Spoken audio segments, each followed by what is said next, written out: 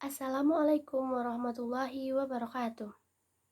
Halo semuanya, pada kesempatan kali ini kita akan belajar tentang landasan dan prinsip pembelajaran tematik. Yang minggu lalu kita sudah membahas tentang pengertian pembelajaran tematik, tujuan dari pembelajaran tematik, dan manfaat dari pembelajaran tematik. Pada hari ini kita membahas tentang ciri-ciri pembelajaran tematik, prinsip pembelajaran tematik, kelebihan dan kekurangan pembelajaran tematik, implementasi pembelajaran tematik, dan yang terakhir yaitu landasan pembelajaran tematik. Mari kita bahas satu persatu ya. Ciri-ciri dari pembelajaran tematik. Ciri-cirinya yaitu yang pertama, aktif dan berpusat kepada siswa.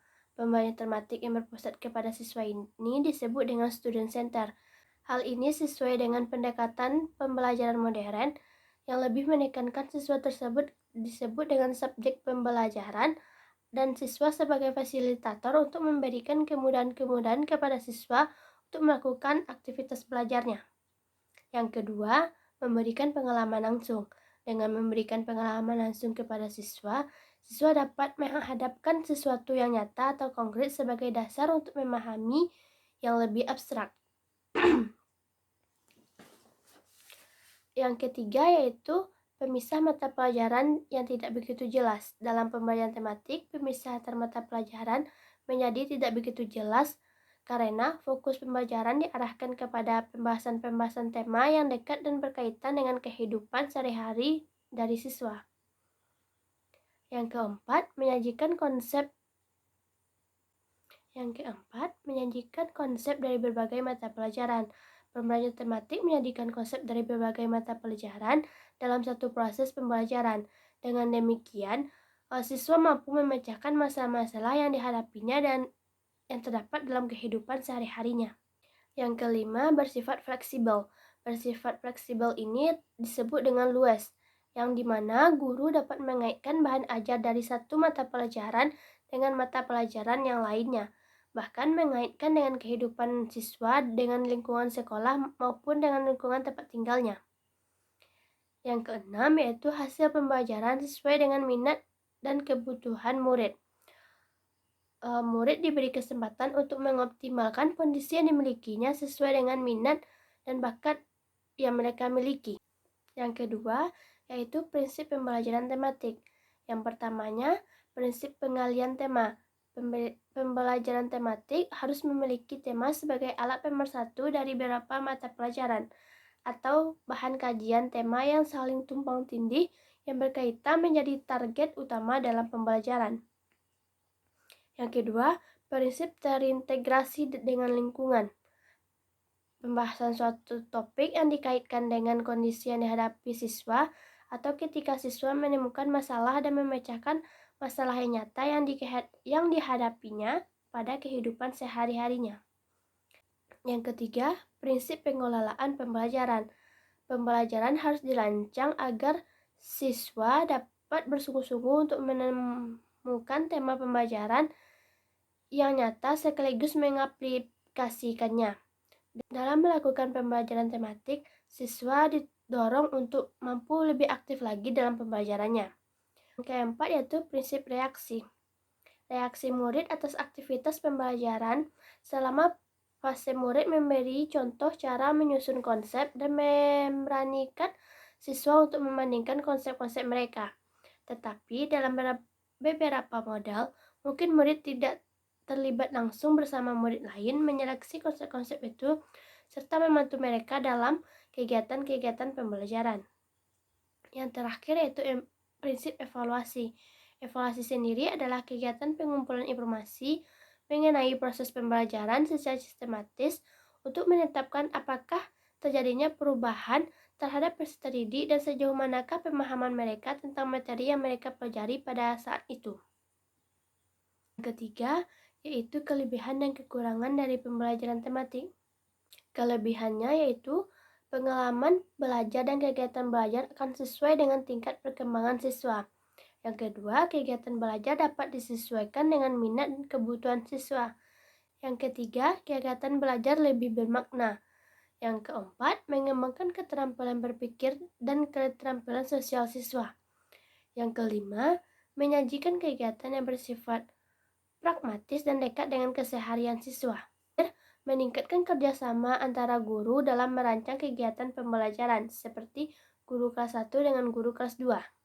Kekurangan dari pembelajaran tematik yang pertama, menuntut guru untuk mempersiapkan diri sedemikian rupa, mulai dari memiliki wawasan yang luas, kreativitas yang tinggi, percaya diri sehingga mampu mengendalikan informasi dan pengetahuan. Tanpa persiapan yang matang, pembelajaran tematik akan sulit diterapkan di kelas. Yang kedua, pembelajaran tematik mengharapkan siswa untuk memiliki kreativitas dan kemampuan akademik akan keterampilan mereka terbentuk dalam pembelajaran yang dilakukan. Yang ketiga yaitu memerlukan sarana dan sumber belajar yang bervariasi, seperti menggunakan media pembelajaran yang bervariasi setiap pelajarannya. Yang keempat yaitu memerlukan kurikulum yang fleksibel. Kebutuhan cara penilaian yang menyeluruh atau komprehensif. Selanjutnya yaitu implikasi pembelajaran tematik. Yang pertama, implikasinya bagi guru. Tematik memerlukan guru yang kreatif, baik menyiapkan kegiatan atau pengalaman belajar bagi anak, juga dalam memiliki kompetensi dari berbagai mata pelajaran, dan mengaturnya agar pembelajaran tersebut menjadi lebih bermakna dan lebih menyenangkan diajarkan kepada siswa-siswanya. Yang kedua, implikasi bagi siswa. Siswa harus siap mengikuti kegiatan pembelajaran. Dalam pelaksanaannya, dimungkinkan untuk bekerja baik secara individu, kelompok kecil, atau dengan klasikal.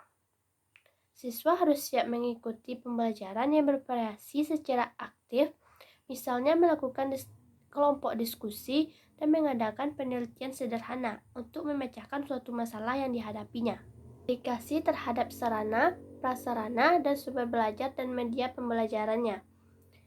Pembelajaran ini memanfaatkan berbagai sumber belajar, baik yang sifatnya desain atau jenjang secara khusus untuk memerlukan pelaksanaan pembelajaran.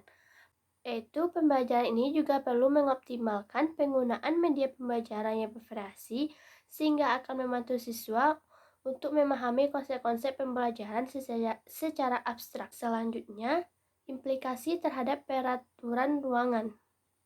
Dalam pelaksanaan kegiatan pembelajaran tematik, perlu melakukan pengaturan ruangan supaya belajar tersebut menyenangkan. Ruang seperti ditata sesuai dengan tema yang sedang dilaksanakan. Susunan bangku peserta didik dapat berubah-ubah sesuai dengan keperluan belajar yang sedang berlangsung dan dilakukan oleh guru kepada peserta didik. Yang terakhir yaitu landasan pembelajaran tematik. Yang pertama, landasan filosofis yang dibagi menjadi tiga yaitu proreksivisme, yaitu bahwa segala proses kegiatan belajar dan mengajar antara guru dengan peserta didik di sekolah harus menekankan pada pengembangan kreativitas dan menekankan pada fungsi kecerdasan dari peserta didik. Yang kedua yaitu konstruktivitas, merupakan melihat dari pengalaman secara langsung sebagai kunci dalam pembelajarannya.